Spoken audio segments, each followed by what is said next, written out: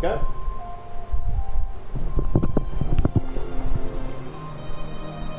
So I may look, the art style was interesting. So I may have bought a furry Yuri visual novel, and the designs are alright, but I feel like to me they're a bit basic. So I kinda, I don't want to say, you know, fixed it, but like more improved. No. Updated. Updated is better, you know? So I can either make a more accurate design to the game, or I can use, oh, what the fuck's that? There we go. Or we could use my design. Although, from my understanding, it's about a rabbit and a wolf, right? And they just kind of look plain, I guess. And what I'm trying to go with, right, is kind of a joke of like the like give the wolf larger chest, but it's not actually breast meat. It's just the fur, like the fur being so much that it looks like a D or whatever cup. And so just so I just imagine that so whenever she gets wet with water, it all disappears, right? It all disappears. So like she's completely flat-chested, but like all the soggy hair and shit clumps around it goes from tits to ass. At least that's the idea. But the thing is, I'm struggling because the shape is, you know, the shape looks like tits, right? And that's not what I'm trying to go for, right? Sure, the idea is that, but I don't want it to actually be in the shape of like massive tits. So I'm struggling because, like, a little guilty pleasure of mine is like design choices. Like when you have like wolf characters and they just have this big puff of fur like around the collar, puffing out of the chest, like pushing against like the chin of the character. I don't know why, but I just love character like that, certain character designs. And so I'm trying to make the design more not bulky, but like less breast meat type of look, and more like pecs, like muscular pecs that basically think of a big titted muscular you know, woman. So like she's like the tits are still there, but like it's looks more like muscles rather than fat.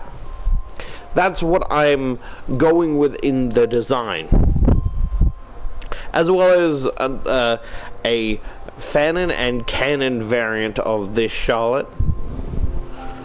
where, you know, the fanon version is that she is completely blind, where, you know, the canon version I made it so she's only blind in her right eye.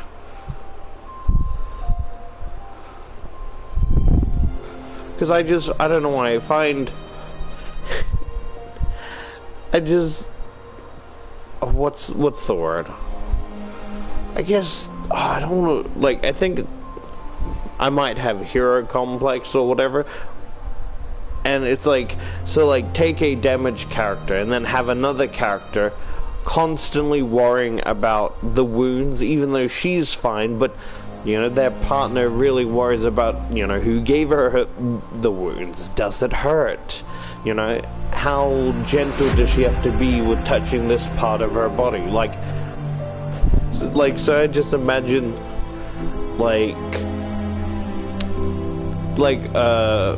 yeah, so Fanon Charlotte basically has a massive scar like on her eye, so I just think of the little wolf chick holding her with her massive hand, like, because in the canon thing they're about the same height, but I kind of change it so like this variant of Charlotte is very tiny, right? Because, you know, it's a rabbit and a wolf, and, you know, a guilty pleasure of, like, you know, size different. So this small little, like, feminine Charlotte rabbit with this massive, I don't want it to be, like, muscular, like, bulging biceps, but, like, you know, and just this massive giant wolf constantly overprotective, you know. But the thing is, because she's a wolf, Charlotte is constantly afraid of her because of she kind of has like this resting bitch face where like it constantly looks like she's snarling or irritated, and the only time, you know, she doesn't have that is when talking to Charlotte. But even then, it's like her eyes and her, like, fangs.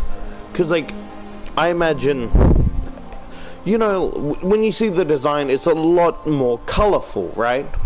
Where I imagine the design I'm going for, it's the fur is pitch silky black. Like, the purpose being for, oh, I don't know how the game world works, but I imagine that, like, the silky black fur basically makes it harder to, see in the dark, right? And it constantly looks, and also, right, even in the daytime, because of how dark the fur is, it constantly looks like a shadow that you could never make out, you know? So, like, whenever, because of how massive she is, even getting close to her, it's hard to make out her, features, her facial features, because of the color of her fur. So, like, these very intimidating eyes, and the only thing that, you know, the only color on her face is her eyes, the eye makeup, and the inside of her mouth, where everything else is completely, you know? So, like, but then I guess well, then that kind of contradicts what I said, because I said, like, you know, the character has a resting bitch face, but if she has a resting bitch face, she can't really change the snarling expression even when talking to Charlotte, you know? And another sad, fucked up backstory is because I it's hard to say, because this variant of Charlotte, it's hard to say what they are. I guess technically their pronouns are he, him, right? But because he is a rabbit, he gets overpowered a lot, so like he has a lot of bruises, a lot of scars for, you know, constantly like being attacked because of how weak and feeble he is. And because of how weak and feeble he is, whether it's I imagine whether it's a family or, you know, much weaker compared to his family, even though the family would also be rabbits. So I imagine that I wouldn't call him a femboy, because femboy is like a choice, right? Where,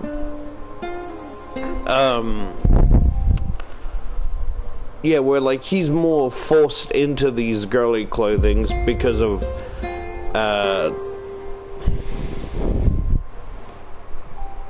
like how weak he is. So like he can't really fight back, and, you know, for his whole life he's been forced to wear and whenever he tries to, like, you know, correct someone or talk back, you know, that would just end up in them getting hurt. So like that's the idea.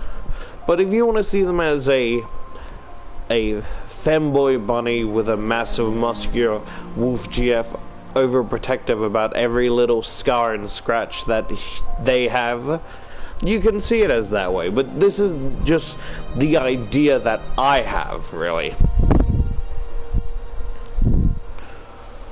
Because, like, when I think of how the fur, like, poking out of the shirt looks, it's like of, oh, what was it? It was like there was a live stream of, like, I think a backup artist cleaner or whatever for Hell of a Boss or Husband Hotel, and it's like this werewolf in, like, a, like, basketball, what the fuck do you call it? Like a singlet thing? Like how the fur puffs up. That's what I have in my head, of like kind of like that, but have a little bit more curves a bit. So like it's so confusing because I don't want it to be haha, you know, horny thick werewolf, right? That's not my intention, because I don't want the thing to be sexualized, because I want the design to be more realistic, like, rather than, you know, because of the amount of fur, it would look, you know, like, but then, fuck, then that goes against my other thought, because, like, when she does get wet, I imagine that, like, her body looks very scrawny, but then that defeats the purpose of, like, you know, because they have to have muscles, right? Because, you know, the bulk of them being big, because I don't want them to be a fucking stick, like a stick bug, just on hind legs. So, like, where does the muscle go? Well, I guess, like, it doesn't add up. The amount of muscle for her to be that big doesn't add up with, you know, her getting wet and then becoming this very, like skinny, flat-chested werewolf girl. It contradicts the design and idea. Ah, fuck me. Sorry, I went on a tangent. Is that what it's called? I'm gonna be honest, that word is not in my vocabulary, so I don't even know if I'm using it right. But I hope you get what I mean, if I am using it in the right context. Or maybe I accidentally muted myself and I'm just talking to myself. This fucking sky is in every game. Space really is incredible. It's impossibly vast, infinitely so. In fact, it's expanding all the time. I've always liked strategizing, but what really got me invested in space was my older cousin. What the fuck is that name? C.I.J. It's even bigger space, and he's an even bigger space nut than I am, if that can be believed. When I was younger, C.I.J. used to take me hiking, so we would look up at the stars. He gave me a collapsible telescope for my 12th birthday. It was pretty cheap. It was a pretty cheap telescope, and it wasn't all that powerful, but I cherished it. Those days I spent with my cousin out in the sticks were truly precious. A lot of time has passed since then, though I'm not a wide-eyed, easily impressed little kid I used to be. I'm 19. I've since moved from the countryside to attend university in Tokyo. I'm studying physics thanks to my childhood fascination with the stars, and I have dreams of becoming a researcher when I graduate. Am I gonna get probed? I'd love to work for... How the fuck do you... I'd love to work for one day and oversee satellites as they're launched into orbits. But I'm getting ahead of myself. Nothing's certain in life. It's best to focus on here and the now. I don't want to end up disappointed, even if I'm doing all in my power to make my dreams come true. I'll take things one step at a time. Oh, bottom wood, fell through the stairs.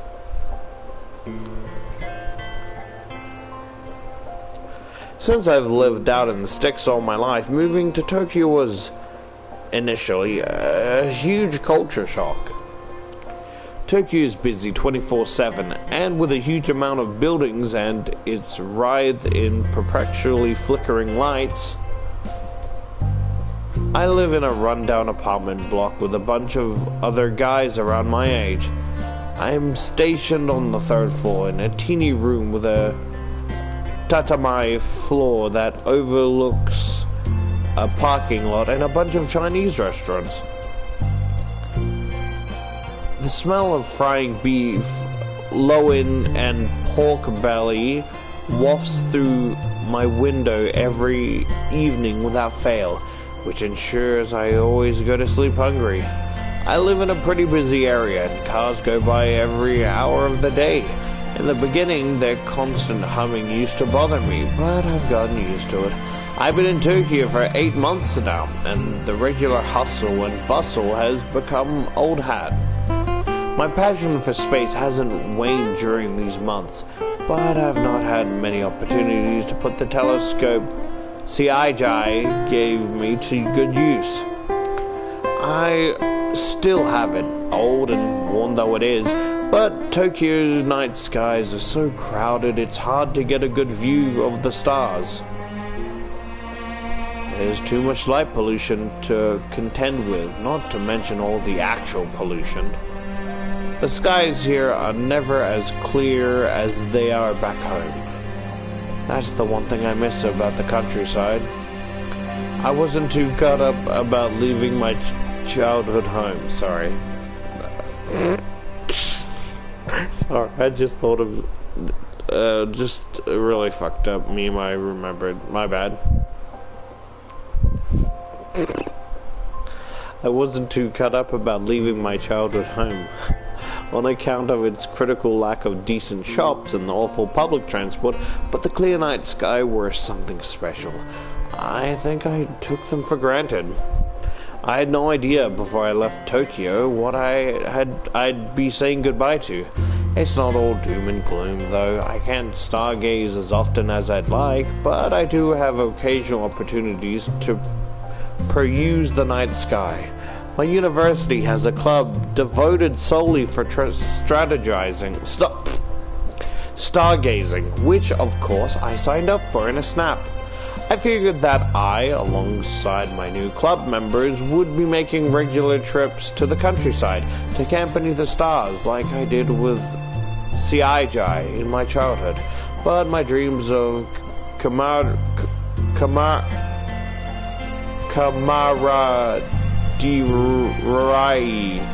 under the stars were doused when the reality of the situation hit me.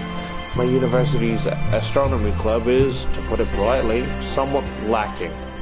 And to put it rather less politely, it's almost a non-entity. I'm surprised it's still running, gives its list of members stopped short at a measly 2. There's a club leader, a cheery girl called... Sorry, that was the alarm.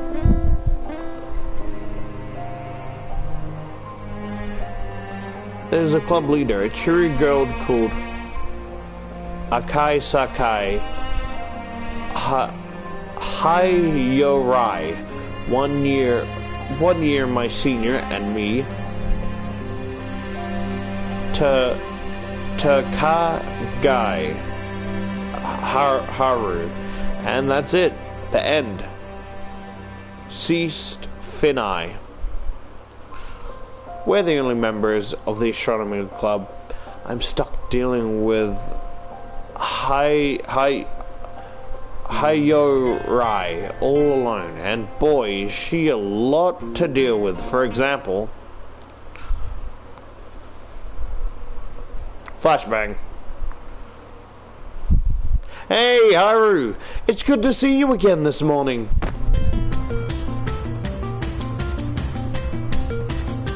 Wait, I thought...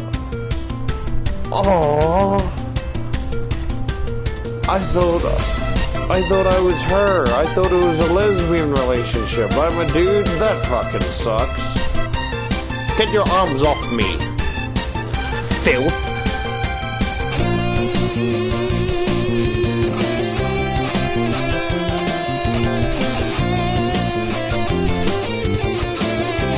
Glomp. Did you fucking say glomp?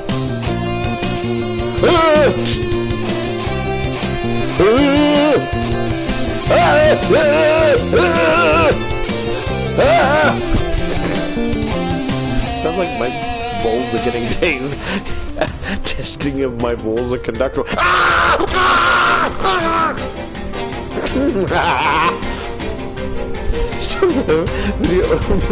That's fucking shit on the tasing nuts.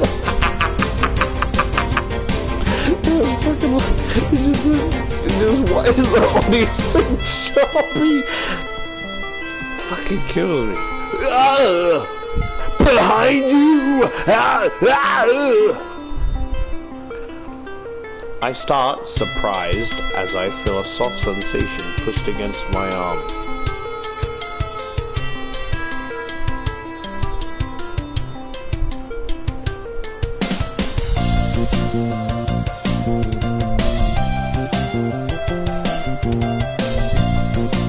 Should this variant of Charlotte be a guy? Constantly looking for buff aliens to fuck, but gets disappointed when thick thighs and massive tit aliens want him instead.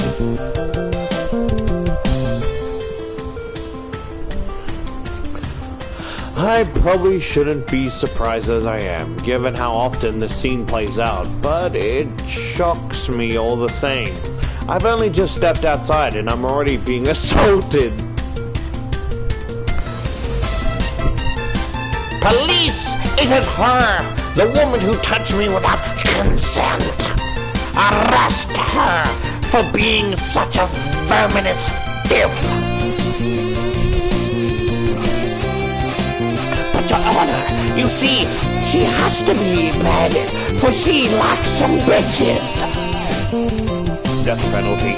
Yes, Your Honor! Behead her! Behead the witch! Okay, buddy, calm down.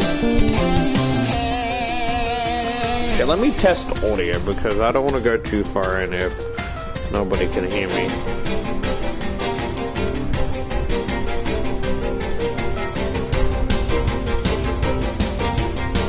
Testing audio.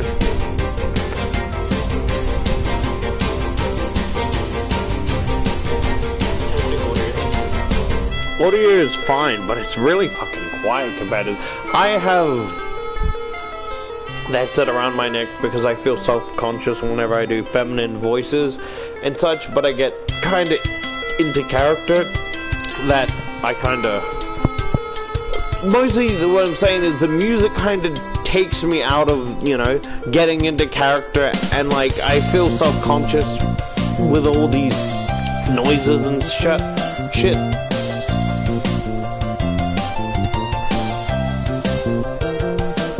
Damn, you got some gorgeous brown eyes. I love a brownie like myself. What? That sounded a lot better in my head, I'm gonna be honest. I don't know why, but her hair and eyes remind me of me if I was a anime girl. But if I'm gonna be honest, I'd be way more overweight. But I'm working on losing it. I'm trying to get that femboy physique. Flat chest, massive ass and thighs, something to drool over, gawk and stare. Don't worry, I hope to get there soon. It may take a while because I only go once a week, but I'm sure I'd get some banging results at the end of the year, or in a couple of months even. I'm gonna be honest, I apologize, banging is not in my vocabulary.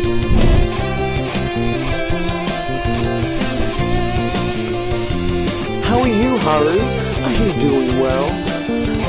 I heard you've been looking after yourself. It's been chilly lately, hasn't it? You ought to make sure you wrap up warm and make sure you eat lots of nutritious food too. Hayora starts babbling 19 to a dozen as she always does. What the fuck does that mean? Pull a Glock and my Rari. Hey, what's up? She's mine. More like da-da. She's fine.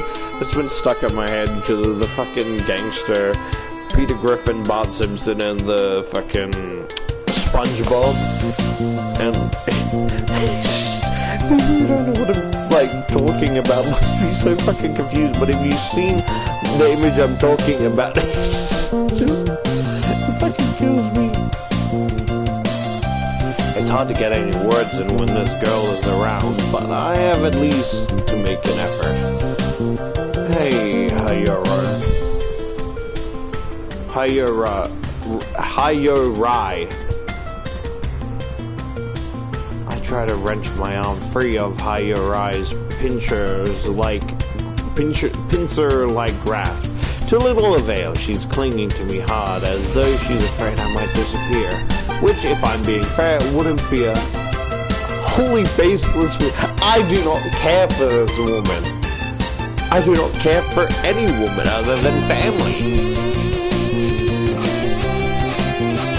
Look, I don't care for your titties and your suckable mouth. I only crave juicy, sweaty schlongs. Big enough to give me a raw asphyxiation by choking me with it down my throat. If you don't have some sweaty balls I can sniff and grasp in my mouth, then I do not want you, wench.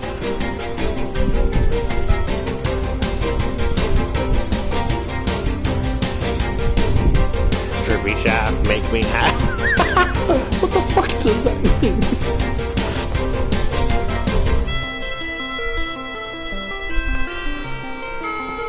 I do find Hayorai's company quite overwhelming. I really don't like this bitch.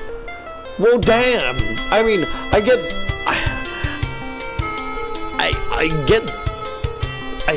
it, but it's like an MC that isn't dumb and actually hates women. Let's go. She's more touchy-feely than any girl I've ever met before. Not that I know all that many girls, and we haven't known one another all that long. I think we're gonna throw up. Never mind. It's not like we're childhood friends or anything. She has no sense of boundaries whatsoever. Pinch punch first day of the month, twists her nipples. And as she's stunned, you fucking book it. Little did I know that unlocks something inside her that cannot be caged. She has no sense of boundaries whatsoever. To be honest, I find Hayurai's clinginess kind of... I can choose annoying. I've asked her to cut this out numerous times to little avail. Oh well, the third or fourth or 400th time might just be the charm. I don't think she'll get the hint, but I might as well try. You're clinging a little too hard there. Do you think you could ease up? But Haru... Hayurai's pouts, her wide eyes boring into mine. Hayurai looks pretty plain with her bobbed brown hair and her brown eyes, but in terms of personality, she really is out there. Oh, damn! Tell us how you really feel about this basic bitch. Is she overcompensating for her average look? Fucking hell, she's already dead! Stop! Stop! She's already dead! God damn! Pardon my language, but fucking hell! Beating a dead woman, why don't you? I often pondered this during the months I've known her, but that's a mean thought, so I'll keep it to myself. I have to cling to you to warm you up. It's a cold day and... oh! Hayori squeezes my hand between her own. Then squeaks an alarm. Fucking hell, bitch! You're stroking off Mr. Snowman? Your fucking hands are icicles. Are they icicles or icicums? Who knows?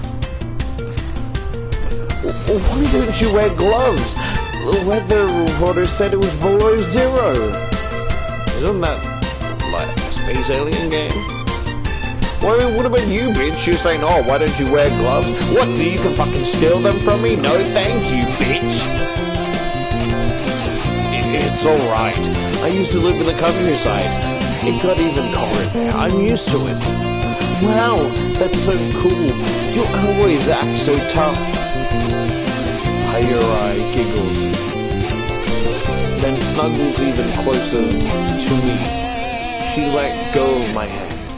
Goodness, but her fingers are quick to coil once more around my arm. She pulls my body towards her, pressing her cheek to the curve of my shoulder, then beams. But you don't need to act tough around me. We are friends after all. If you are cold, just say the word, and I'll warm you up in a snap. My body temperature is a little higher than your average person. Damn, bitch! You got the fucking food? Get the fuck away from me! I just got in the cabin. Do you think I want your fucking snotty fool? Fuck off! Don't fucking touch. Right down! I'm gonna go, bitch! Yeah!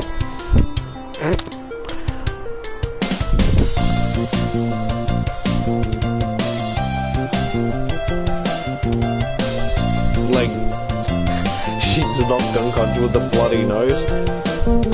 I said I'm hungry! I said I'm hungry, bitch! Should have fucking listened!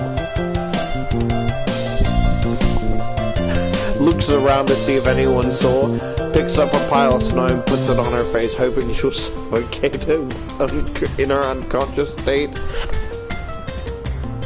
No more fucking cover anymore.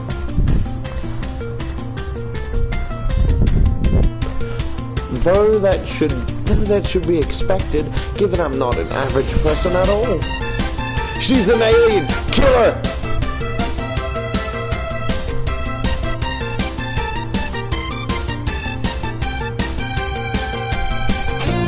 Is Sakura Succubus gonna have a collaboration so we can fuck a dignified Godzilla woman?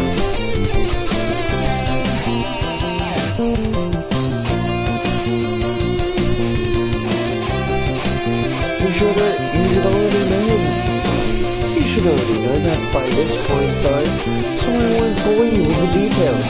Yeah, thanks. Hayori might look completely normal to an outsider, but she maintains, quite forcefully, in fact, that she is not, in fact, an ordinary girl.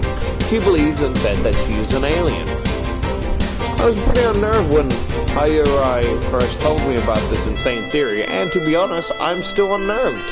I thought about quitting the astronomy club when she dropped that bombshell, but I wasn't able to do it. I love stargazing too much to pass it up, and while Hayori is strange, I don't think she means any ill will.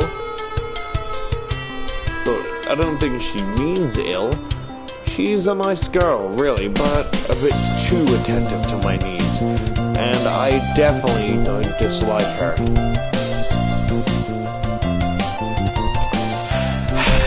To think we would have a interesting character that we can choose to hate women in this game. It's like, why do I gotta like both the girls, I assume?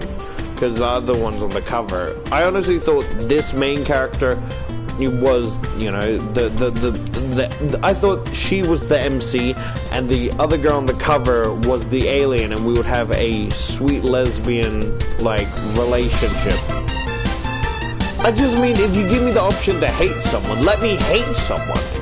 Like, it doesn't need like 50,000 routes and for like 70,000 events for every little thing you do. I don't want that. But like, it's like, oh, you can love her, you can spoil her, you can hate her, you can scold her. Just give me something different. Like, oh man, I hate her holding me, but I guess I don't dislike her. Do you think I can pull the sides? Do you think I can roughly pull the sides of her hair as she like gives my character oral, pushing myself deeper down with her? I'm sorry, that was a little bit TMI. It just intrusive thought. Maybe, maybe not. Would you believe it was an intrusive thought or a horny thought? They're not mutually exclusive.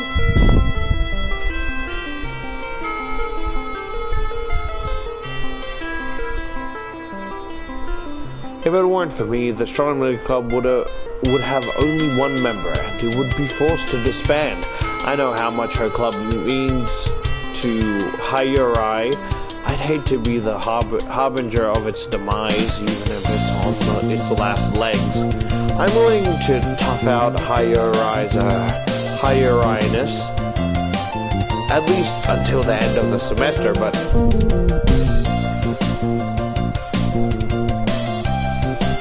Kawaii Chai. He's holding me from Danganronpa 3 because he knows I can't stream past chapter 1. Fuck off. Hey Haru, can you maybe like not flirt with your girlfriend so early in the morning? You're going to make me puke, man. Daigo. That's right, you don't have to show off like that. Are you trying to rub it in? Kowalski. Guys with girlfriends are the worst. They think they're all that just because they have a bit more luck than us. Normies really are the worst. They should all drop dead.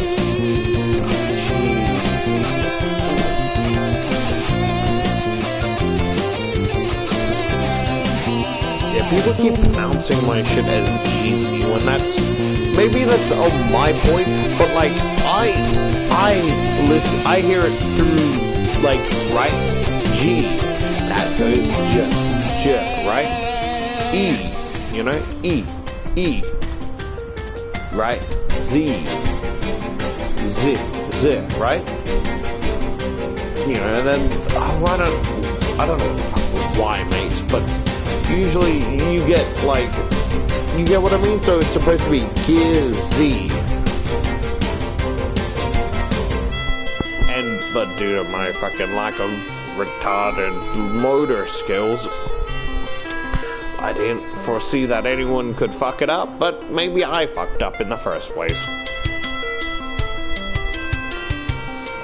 Jeez, I sigh. It's such a cold day. My breath, as it escapes my mouth, turns white and gauzy like steam. I was hoping to steer Hayuri away from the apartment before my housemates woke up, but I'm all out of luck. I've already been spotted. Kawaii Chai is glaring at me like he wants to punch a hole through my face, and Kowalski just spat on the sidewalk. How charming. Not. And Kowalski wonders why he doesn't have a girlfriend. Not that I'm dating Hayuri, for all she clings to me. Oh, hi there, Haru's housemates. Heedless of my housemates' death glares, Hayuri shoots them a cheery smile. It's nice to see you. Make sure you wrap up warm, alright? It's very cold. I'd hate for you to get sick, and I'd hate it even more if you gave my dear Haru phenomia. Hey, guys. I waved to my housemates with a free hand, then tried to extract myself from both Hayuri and this awkward misunderstanding. I think you've got the wrong idea. Hayuri and I aren't dating. I begin, but Kowalski cuts me off. Like hell you aren't! What girl clings to a guy if she doesn't have a thing for him? I prefer people with a thing rather than girls with a thing. Wait, no, that's not what I meant. You get what I mean.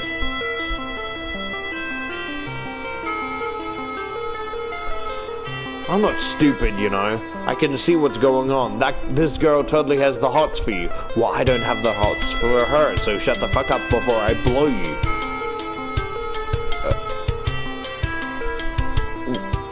Whoa, dude.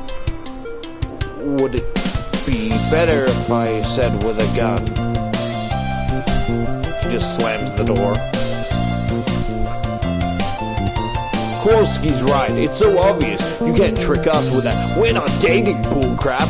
She only denies to look at... What? She only denied to look at us because we live with you. I don't care one way or the other if you want to flirt, but don't, do it right in front of us, man. It's rude. No, we're not really dating. I try again, but to little avail. Oh, spare me the excuses. You're starting to piss me off. Let's go, guys. Sure, anything to get away from these two lovebirds. But I'm not in love with a woman, I swear, please.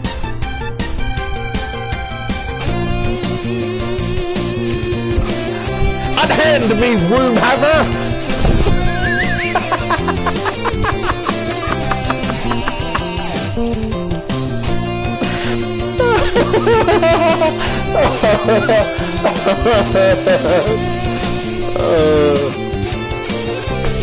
I'm sorry.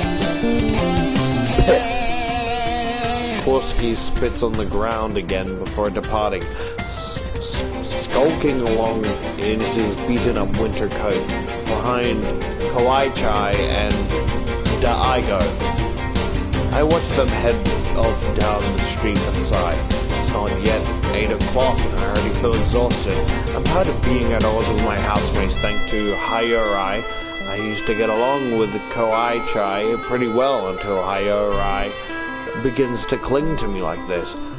I don't think she intended to drive a wedge between me and the guys, but that's how it ended up. Imagine if she did. She's a yandere, rather than violent tendencies, it's more like mathematical thinking, and she's doing this, pushing everyone away from him so she could only have him for herself.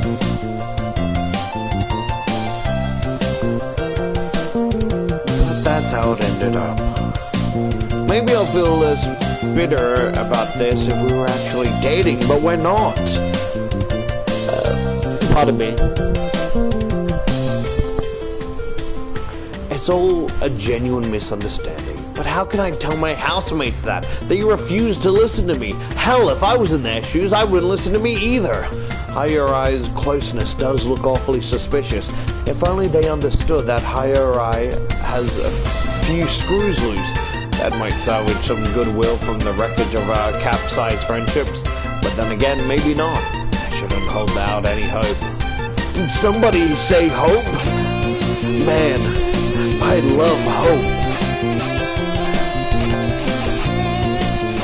Someone as worthless as me could truly give you hope.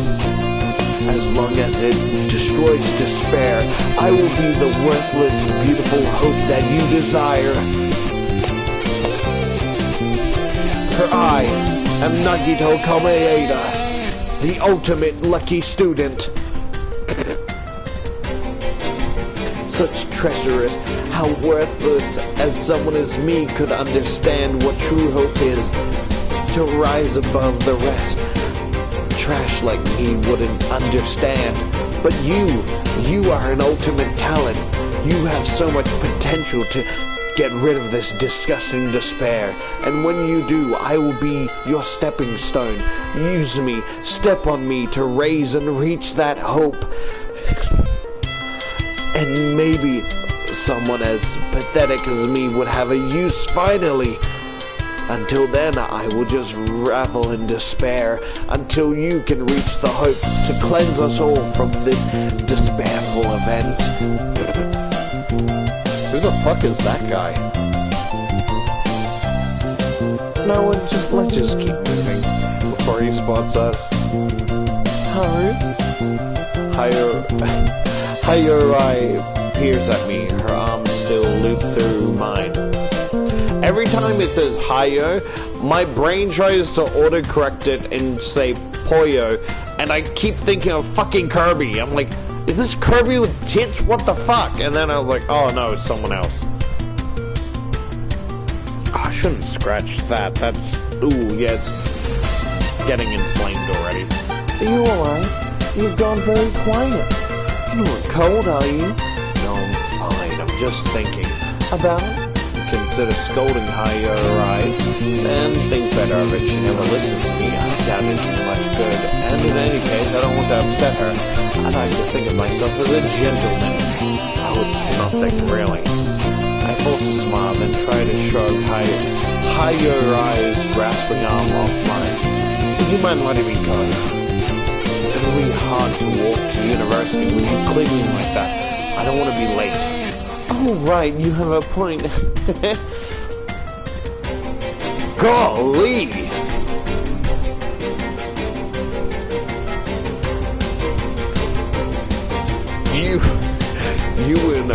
You and Earth have something in common. You're definitely not black.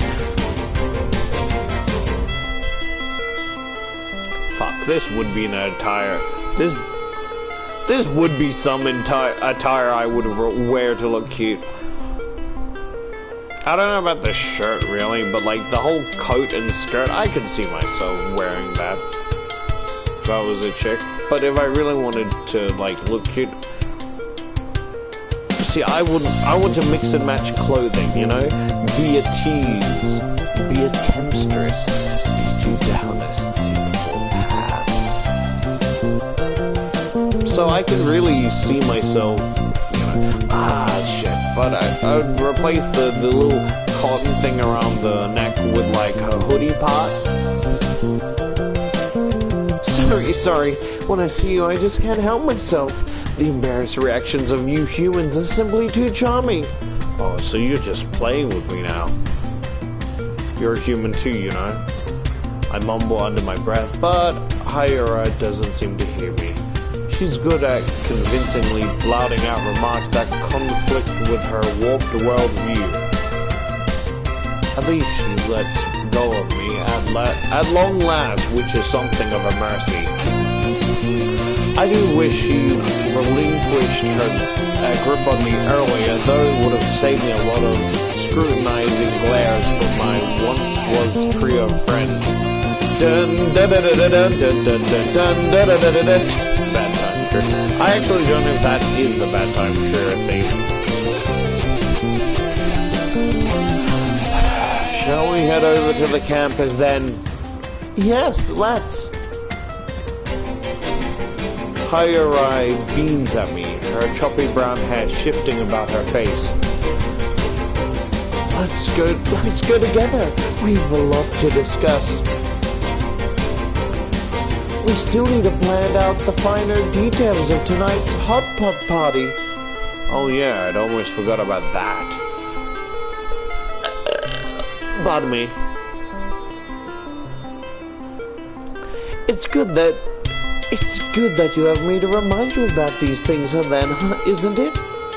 I swear, you humans would forget your hands if they weren't screwed onto your necks. How your race became the dominant force upon this planet, I shall never know. It really is a mystery. It isn't, really. Darwin did a lot of good work demysterifying all that. Haven't you heard of natural selection? Oh, really? I'm not good with complicated stuff like that. Hayurai falls into step with me as we walk over to the campus. The university is about half an hour away. We could take the bus or the train, but I prefer walking. I like to get a bit of exercise in every day. I don't want to become a total slob, beholden to the convenience of public transport. So, about the hot pot party. Hayurai,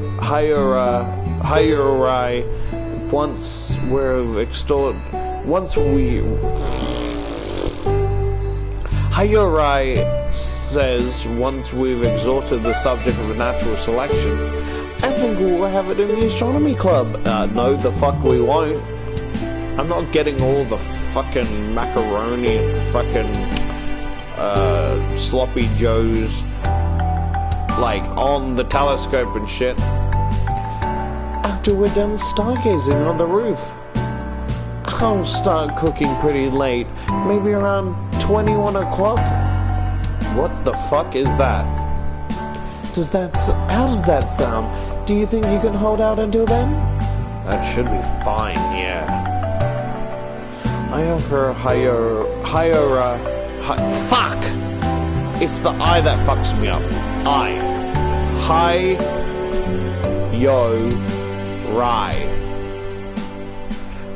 offer Hayo-Rai a small smile, touched by her thoughtfulness. That's the one thing I can't fault her for. She's a considerate person, in some regards. I'll eat a big lunch. That should tide me over. Plus, your cooking's delicious. It's always worth waiting for. I'm not saying that either. Hayo-Rai's cooking is one of the pulses of being a member of the astronomy club. Though we're the astronomy club on paper, Hayo-Rai's treats the club room more like a restaurant. Hayo-Rai's made chilled noodles in the summer, and now it's winter. She's been preparing all kinds of warm dishes. There's a brazier in the club room for grilling meat and stirring soup, and she even has a Minai, or is it Minai?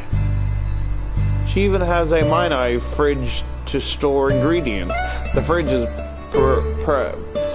potentially full of veggies, plus a huge plastic carton of barley tea Hayo-Rai likes so much. For all I gross about Hayo-Rai, she sure knows about how to make a clubroom cozy. You charmer, you. It's not charming if it's just facts. Hayo-Rai giggles, then nudges me in the side of the elbow. Ah! Fucking bitch! She's like extremely strong, so it like shatters my elbow. You know exactly what to say to girls to win them over. Man, I wish I could do the same for guys. Juicy, tasty guys. Sweaty, succulent, muscly dudes. Not that I'm complaining. Your tactics are even effective on me, though I am no ordinary girl. Yeah. It always comes back to this with Hayo-Rai. Whenever I start thinking I might enjoy her company, she has to ruin the moment. Sometimes I wonder why Hayo-Rai is so desperate to stand out. While it's common to want to be special, people genuinely shed this desire when they get older. Could it be a holdover from Hayo-Rai's childhood? Maybe her parents were neglectful, and that might explain Hayo-Rai's insatiable desire for attention. Not that I can say for certain. I don't know much about Hayo-Rai's family. She's a chatterbox, but she hardly ever speaks about them. So, do you have any requests for tonight's hot pot? Is there anything in particular you want? I want you to go fuck yourself. I'm not eating in a club room. This is my sacred space. This is my domain expansion. You fuck now, bitch.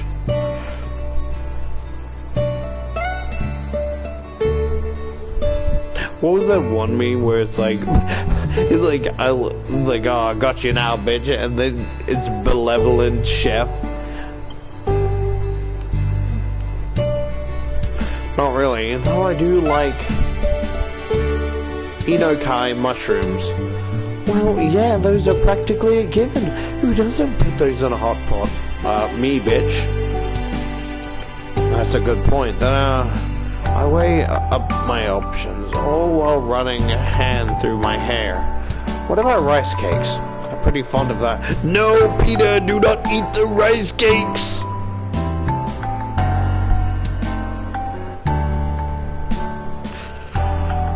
sure thing. I can pick some up from the supermarket alongside the rest of the ingredients. And what about the broth? Do you have any special requests? Whoa, what the fuck is this about a brothel? Where did this come from? Damn, bitch, you really are a freak. Anything's fine, so long as it's not too spicy. Unless it's men. Spicy men. Now that is a pity. You know how much I love spice. Especially when it gets in your nose.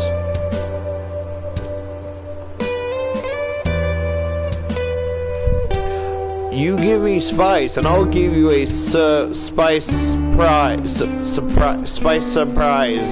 called the 1-2 Boogaloo. Yeah, bitch! Yeah! It feels good when you're eating hot food and you start to sneeze.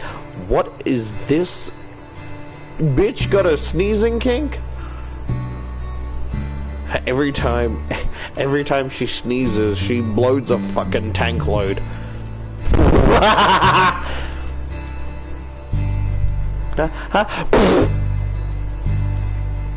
Rips a hole straight through her underwear and pants, leaving a sticky mess on the fucking chair, or just drips down her leg. I guess most humans don't like that. No, we most certainly do not. You're so fucking weird. Higher eye. How'd you go with that saying? I am an alien after all. Oh, you're an alien, huh? How about you abduct these first? Yeah, bitch! Yeah!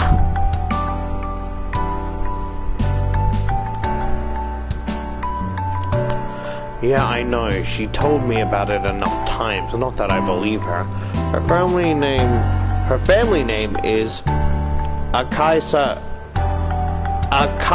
Sakai. For goodness sake, that's about as basic as you can get. She's not that far removed from the Tanakais or the...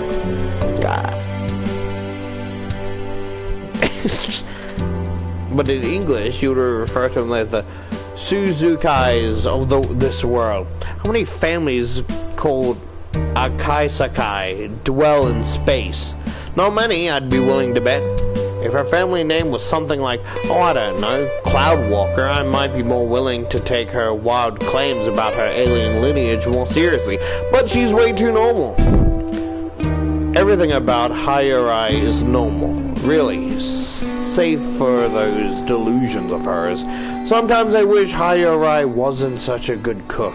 Then I might have had the good sense to quit the astronomy club months ago, when she started spouting all this crazy non-shit. They're putting chemicals in the water! They're making the fucking frogs gay! I think it's too late for that now, though. I decided to stick with Higher Eye, and now I'm in it for the long haul. What about Darth Maul? At least her cooking good consolation prize. Even if her waffle about alien unnerves me. What about waffle aliens? Damn, you're making me hungry. I haven't tried a waffle.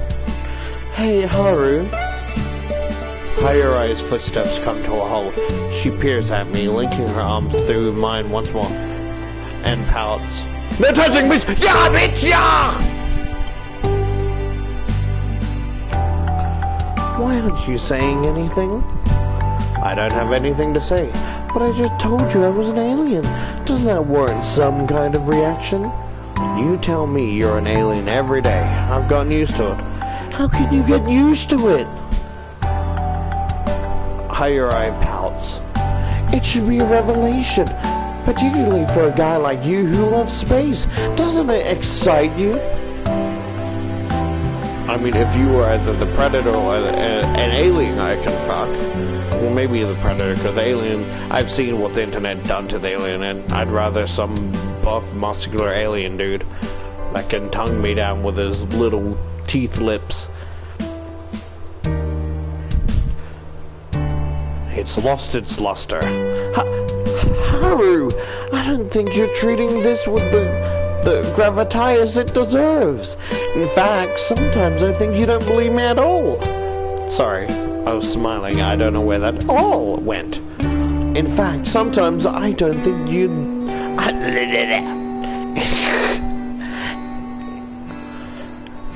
Silence, womb.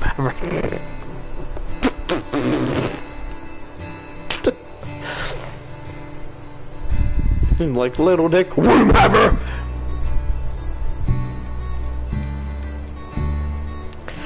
In fact, sometimes I don't think you believe me at all. Maybe you think I'm teasing you or lying, but I'm not. I'm being honest. Everything I say is true. I believe that you believe everything you're saying is true, but as for me, you have your doubts?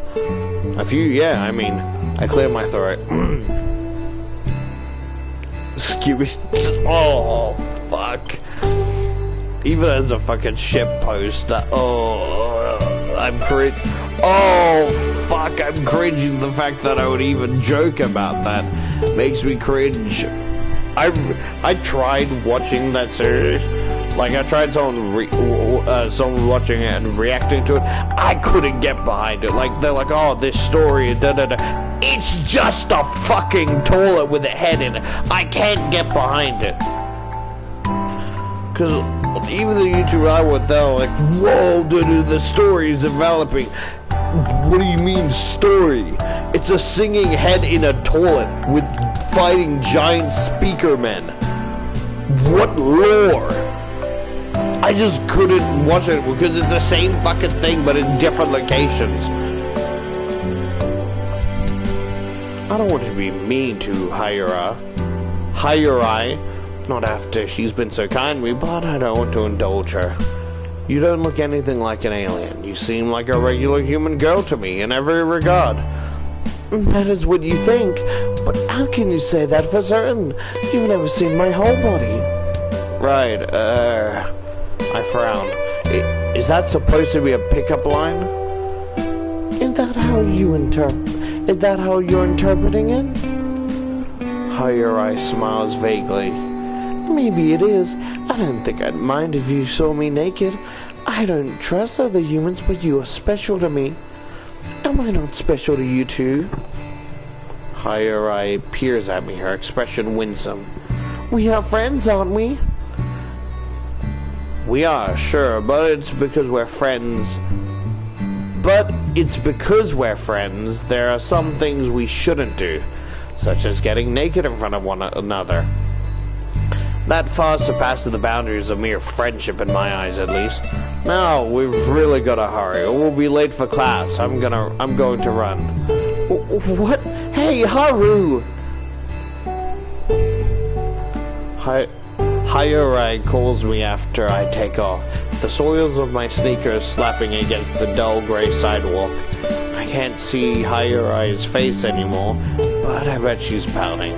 Oh well, if she really is an alien, she can always summon a spaceship or something. Not that this will ever happen. There's no way Hayuri's an alien, and I have no interest in humoring her. It is quite frankly impossible.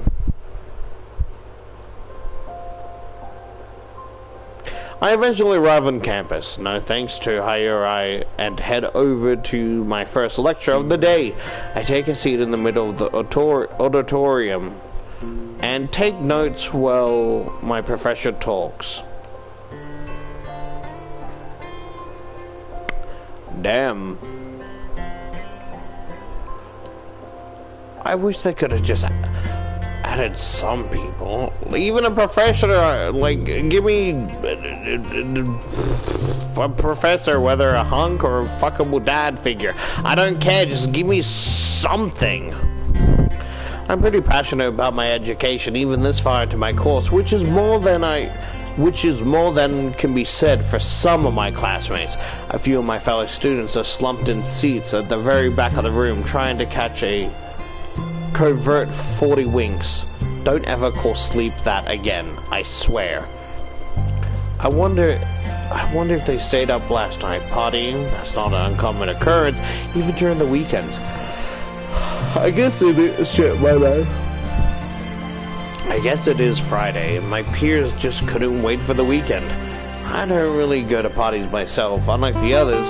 Kawaii used to invite me out when I first moved into our apartments, but higher-rise present put paid to that pretty sharpish. Higher-rise might be one of the only friends I have, and I'm not entirely sure if she's my friend or somebody I simply endure. I definitely don't hate her, but it's complicated.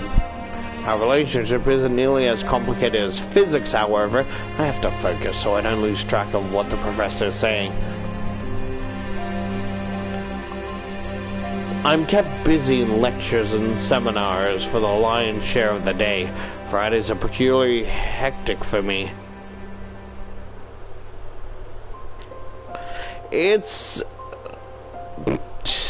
Sorry, I was just thinking the other chick has like a giant like stomach down the middle, like to her like womb section, like above her womb, like teeth and tongues and tentacles and shit.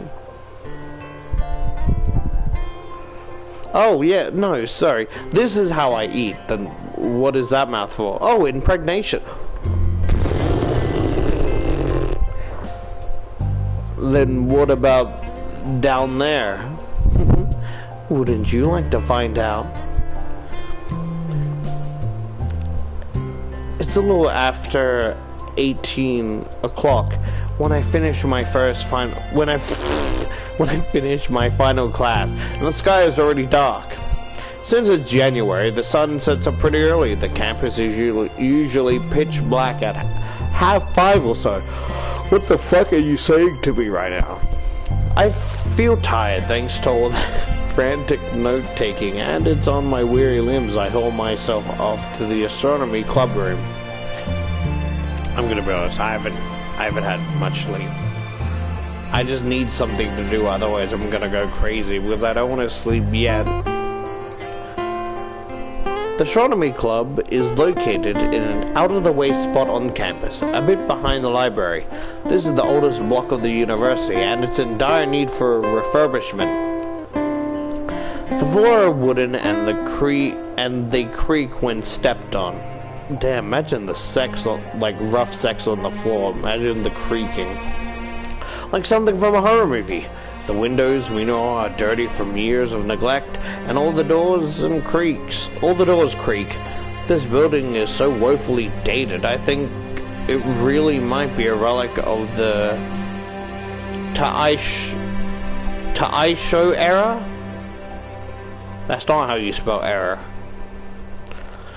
It has a pretty spooky vibe, particularly late at night. I wouldn't be surprised if it were haunted by a ghost or two. Yo, new idea for a game. This Sakura Paranormal, Sakura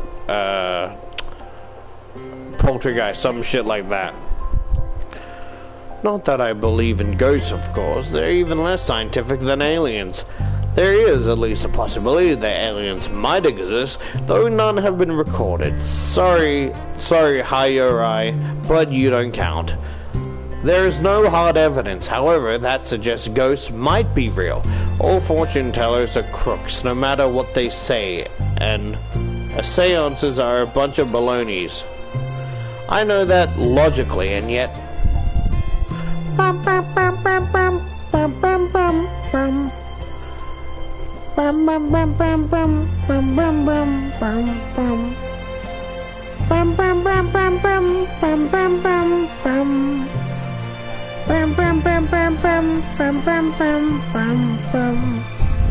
The floor creaks ominously beneath me, which sends a shiver down my spine.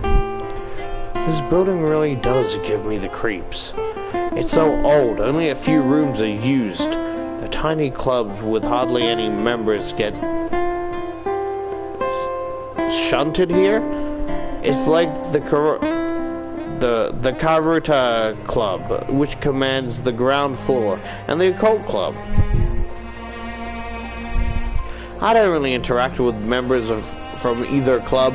The members of the Karuta Club will all be smacking cards around, dressed in traditional Japanese attire. They really go all out. And the last I heard of the Occult Club, they're busy trying to summon a demon. What the fuck?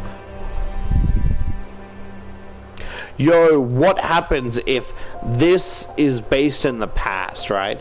And this is where the main character from Sakura Succubus was, right?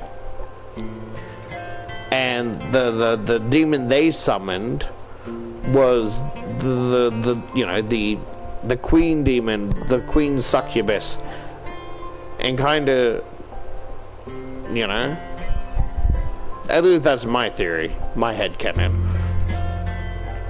He wasn't in the Occult Club, but the Occult just appeared as a transfer student. I don't think the attempt are going too well, but I have no words of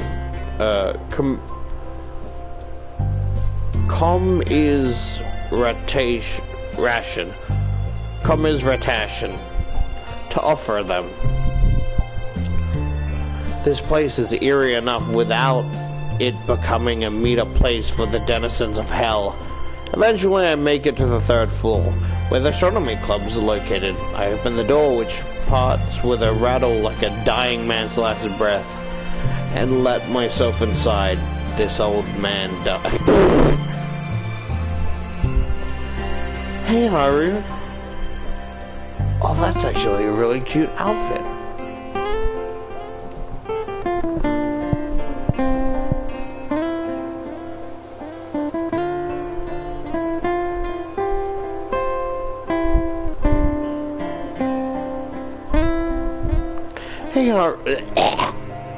Hey Haru. Hayura greets me, smiling cheerfully. Right now she's kneeling by the fridge, which she's stuffing with packs of meat from a couple of carrier bags at her feet. She swivels her head to look at me, though still crooked. It's so good to see you. Come in and have a seat. What do you mean? We saw each other earlier this morning. You don't need to tell me that. I was planning on it. I close the door behind me, then deposit my bag down on the ground. Deposit. Jeez.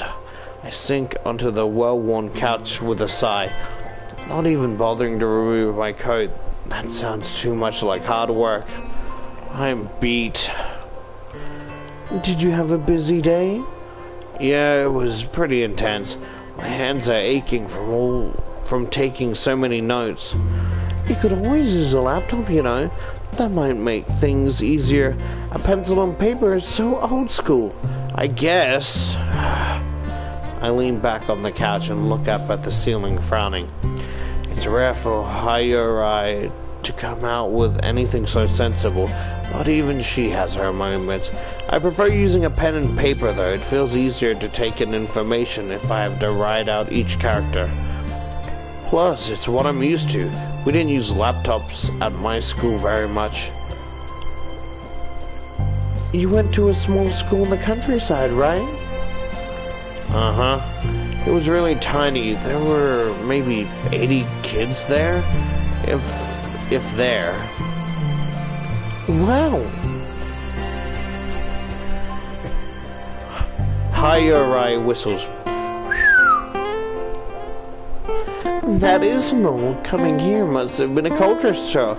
It was, I guess. Not that I was utterly unfamiliar with the city. I wasn't a total bumpkin. What the fuck is a bumpkin? Is that like a pumpkin? But you make it look like a fat ass? Or is it like a bussy pumpkin? I guess old habits die hard, though. I still don't feel comfy typing, which might be a problem, come to think of it, given I want to work on satellites when I graduate. I laugh weakly, but in my sleepy state, my laugh soon transmutes to a yawn. When I blink, I can feel tears beating in my eyes. My. Hayara shuts the fridge, then stands.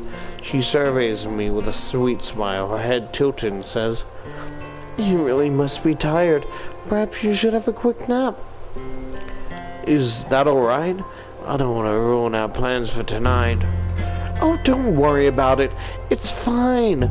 I can wake you up in an hour, and we can go stargazing then, and the stars aren't going to go anywhere.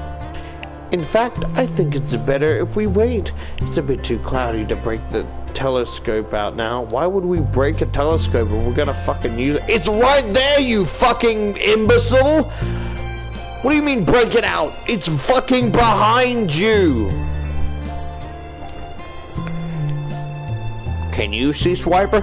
You dumb bitch behind the fucking tree! Why don't you listen to me?" "Where?" "Oh my lord! You're pissing me off! Right behind you!" "Can you see him?" "Yes! I can!" "Where?" "I don't see him." Yeah!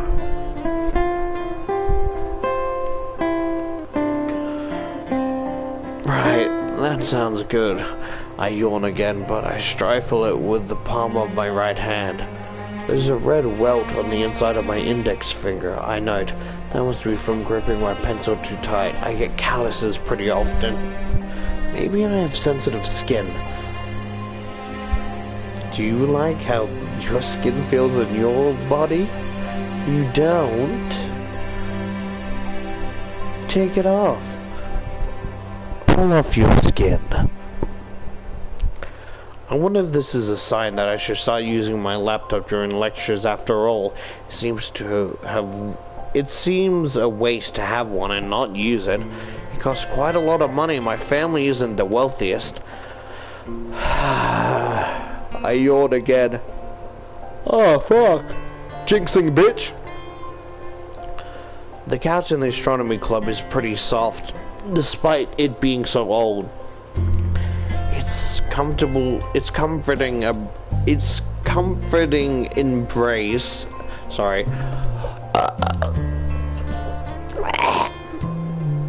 Pardon me. And its comforting embrace is lulling me into the world of dreams.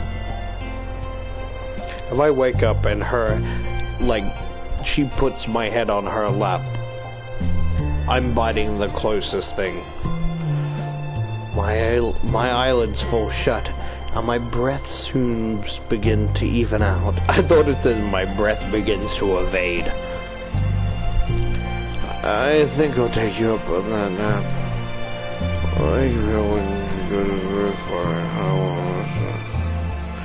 I know. You're even crazier about the stars than I am, and that's where I came from. Hayara giggles. Leave everything in my capable hands. I'll look after you, Haru. For now, you should rest. Thanks, that sounds pretty good. And with this yawn, deeper than the last, that my consciousness finally begins to fade. That's all, folks.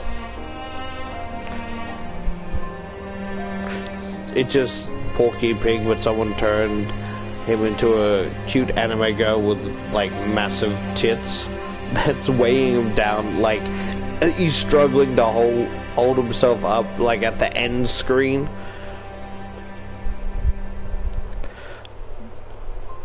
Darkness consumes me and my thoughts all slide into the abyss. Hey Haru, wakey wakey, you've had a full hour. Silence! Huh?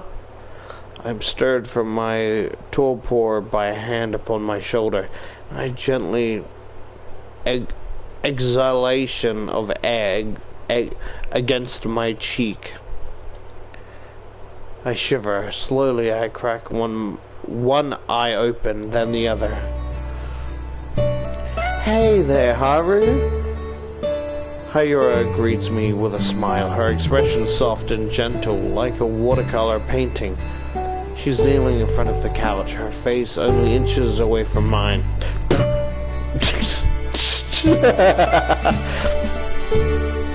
Her hands are resting on her knees, her head tilted to one side. We're so close our lips would brush if I were to lean in. But of course I don't do that. I didn't know how precisely I feel about Hayurai, but I don't think I want to rush into any kind of relationship with her. That sounds like more trouble than it's worth. Still, it's not a bad way to be woken up. Being roused by my alarm clock during the cold wintry morning is certainly less pleasant than being shaken into alertness by a smiling Hayurai. Hey there, yourself. I return Hayurai's greeting with one of my own, then sit up. My limbs feel a little stiff after napping for so long, and I still feel a touch fatigued. I yawn, one hand pressed to my mouth, eyes squeezing shut, tears beating on my lashes. Why have I been feeling so sleepy lately? It must be the season. Winter always tires me out. It's so chilly, and it gets dark so easily. Not that the latter point bothers me too much. Staring at the sun only hurts your eyes, but looking up at the moon can be soothing, therapeutic experience. I've always liked staring at the stars. Speaking of which, are you ready to head up to the roof? I'm ready when you are. Hayurai retrieves her own foldable telescope, which is a more powerful and more expensive model than mine, and tucks it under her arm. Then she rises to her feet. Shall we head up? The clouds have cleared up a bunch since you've started snoozing. It's a great night for stargazing. It's a great night for stargazing. Great, I'm glad to hear that. I yawn again, then get to my own feet. Let's go and take a look. Yes, sir, roger that. Now, why are you calling me sir? You're the club leader, not me, and you're a year older than I am. If anything, I should be the one bowing and scraping to you. I guess that is true. I wouldn't feel right bossing you around, though.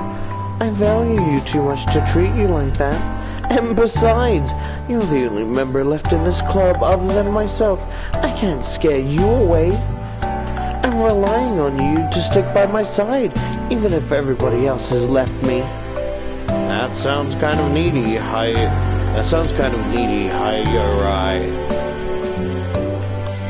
I am needy. I'm not ashamed of admitting it. I need you. Gee. I glance away, my face turning red. I'm well aware that I'm indispensable to Hayurai, given my status as her sole fellow club member, but hearing it spelled out like that is kind of embarrassing.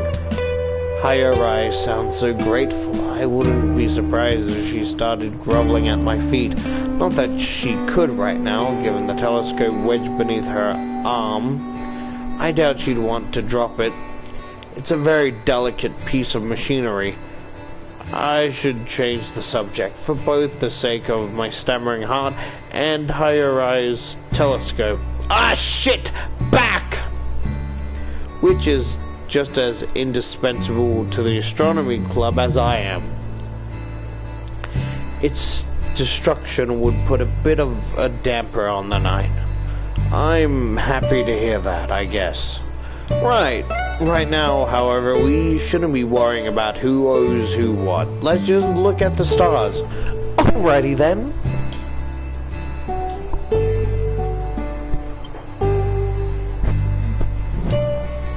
Hayurai giggles. Sorry. Sorry,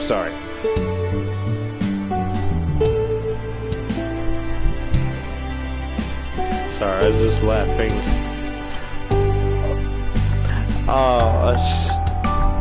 My dumb brain was thinking, what if you replaced the G in giggles with an N? And my fucking immature brain just thought that was so fucking funny. I was really fucking tired. Let's get the show on the road, or in the... Sorry. Still kind of giggling about it. Or in this case, the roof. The last one there's the rotten egg. Oh damn, you really think I'm that rotten?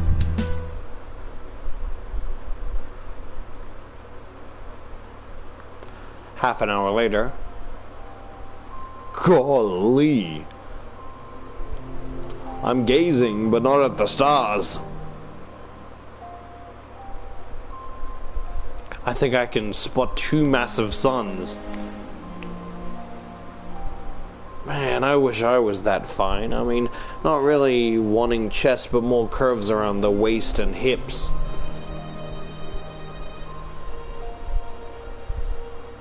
Damn. I may be leaning towards men, but I don't mind if she strokes my telescope.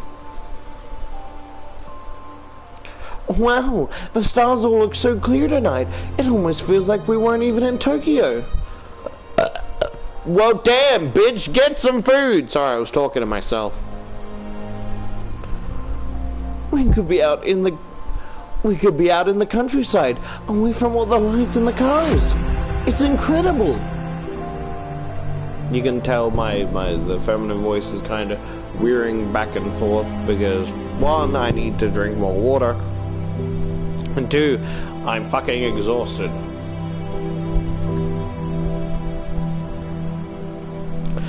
Hayuri stares into the vast expanse of space which hangs above us, her right eye trained through the eyepiece of the telescope.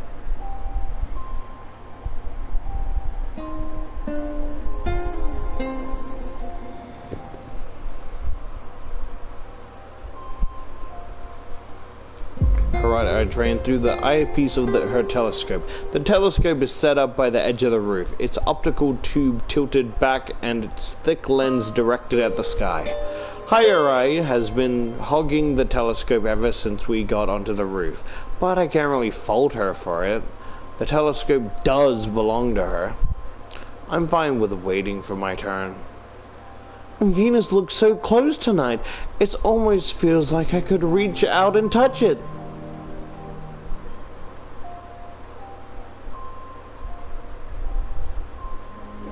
I was gonna say something so fucking heinous. I was like, yo, if you want, I can reach out and touch your Venus. Then I remembered I'd rather men.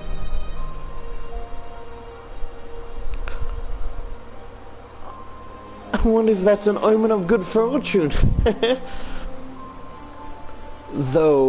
Though Hayuri's cheery exclamation are making me itch with curiosity. I want to take a good look at Venus too. Not that I haven't dozens of times in the past.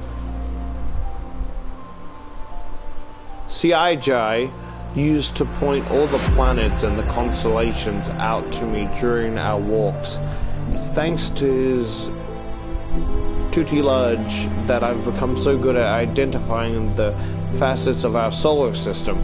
I've pored over the planets more often than most, but yet I've yet to grow tired of it.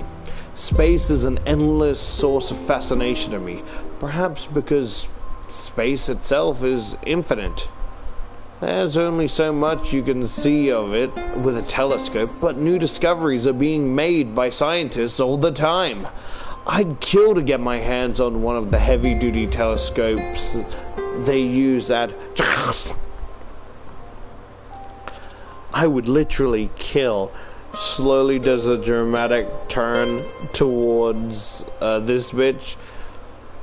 And a matter of fact, I think I can kill for it.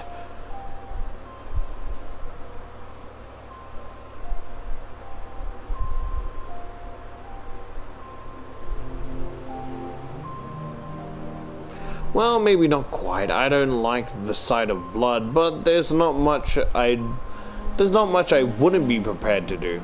I guess you could say I'm obsessed with the stars. This is so cool. On this point, at least, Hyuri and I are in complete agreement. I don't think we have all that much in common, but our shared love of space binds us together. I could never bring myself to quit the astronomy club, no matter how touchy-feely Hyuri may be. These quiet moments spent together observing space from the roof of the university are all incredibly precious to me. It is pretty chilly though. I jam my hands deep into my pockets, trying to fend off the worst of the cold, and tip my head back. The moon greets the wandering eyes, round and white like an egg of spies. I can't see its ridges too well, for she is an alien, and my judgment sends me to hell. But I bet I could with the aid of Hyuri's telescope. I hope she finishes up and I get the next stroke.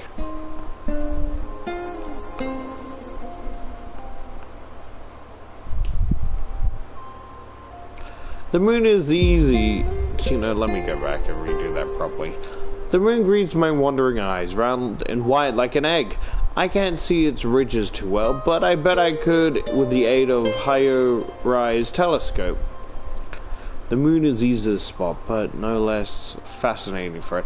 Oh, it's more like a faded memory, but I remember a couple years ago, I was like out for like a, basically, it's kind of like going up fucking whoop whoop for Christmas or whatever, and just basically renting out other people's things so we can like be out and about. And I don't know why specifically, but the moon was so fucking beautiful. Like, it was the most clear I've ever seen it. And I'm like, yo, I'm gonna record this. And by the Lord above, he smited my phone with smog and shit quality. Like, enjoy your video of the moon, Stain Boy. Because I couldn't get shit from that fucking video. It was just literally a blinding light. Not even like the details were like, it may be a faded memory, but I may not remember the memory, but I remember the feeling of it being so clear and so beautiful. And I hope that somehow, if I do get into the afterlife, and if I do get into heaven, I hope that's in my highlight reels of all the good, amazing memories, on loop. Or if I get sent to hell, at least, at least take my memories away from me, because, I'll be a mind-broken slut being tortured and played with. The moon is easy to spot, but no less fascinating for it. The Earth's only natural satellite is the 5th largest satellite in the solar system. I'm pretty sure there's a bunch of junk in the atmosphere. Aren't they all satellites? Other planets have moons. Other planets have more moons. Jupiter, for example, has 79? What do you mean Jupiter has 79 moons? How do you have that many moons? Jupiter's largest moons is that low Io, Europa, Ganymede, and Callisto. They're not observable with the naked eye, but you can see them with binoculars if the weather is right and you know where to look. What other moons are there in the solar system beyond Earth's orbit? Mercury and Venus aren't known to have any national satellites, though there have been reports about moons being spotted circling Venus since the 17th century. Mars has 2 moons. Uranus has 27, and Saturn How many does Saturn have? I can't remember off the top of my head, though. I know I did know this once. I think it has more known moons than Jupiter, despite being the smaller of the two planets. Does it have 80? How many fucking moons? Are you talking about asteroids? The little thing circling Jupiter? What the fuck are you talking about? That's Saturn. I'm a retard. My bad. Yeah, Jupiter's the one with the birth spot.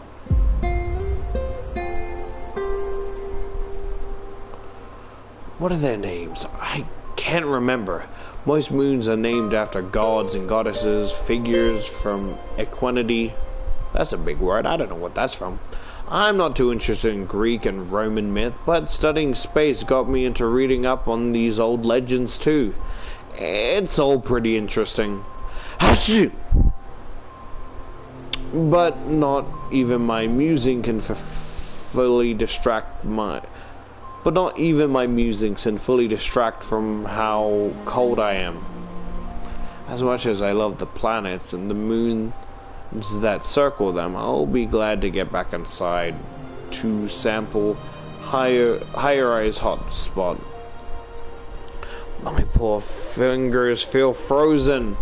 Hey, Higher-Eye. I call out to the leader of the astronomy club, who's still parked in front of the telescope. Have you had your fill? I want to take a look too. Oh, I'm sorry about that. Higher Eye glances at me from over her shoulder, then pokes out her tongue in apology. I was so caught up I forgot about you. Some senior I am, huh? I ought to look out for you more, Haru. You are my cute junior after all. These words mean nothing to me. I don't know a single fucking word you were saying to me. How about a G-pop? How about a dribble? How about a bingo? Got about kukulus, koos. Babawiga. Mawiga. Mar? No. That sounds bad, but no, that was a different word, it sounds worse than I meant. I wasn't...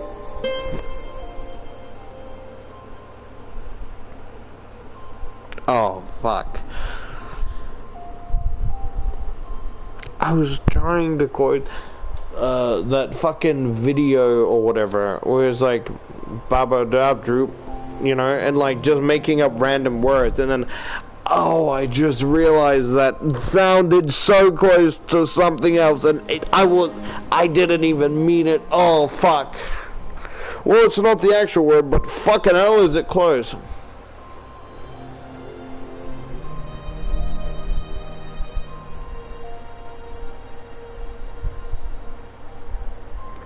That was with a W, to clarify, not an N, a W.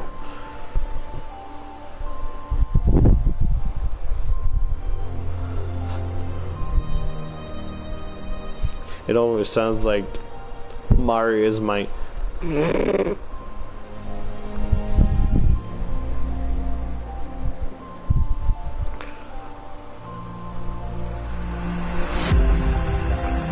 don't know if I'm all that cute. My brow furrows, but I am freezing my ass off. I bet your ass is awfully cute too. How would you know that? You've never seen it.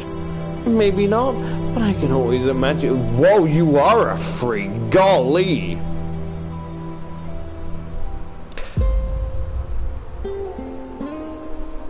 She's the type of bitch to when we're doing missionary and I grab her ass to pull her close, she'll do the same and grab my ass to feel me closer.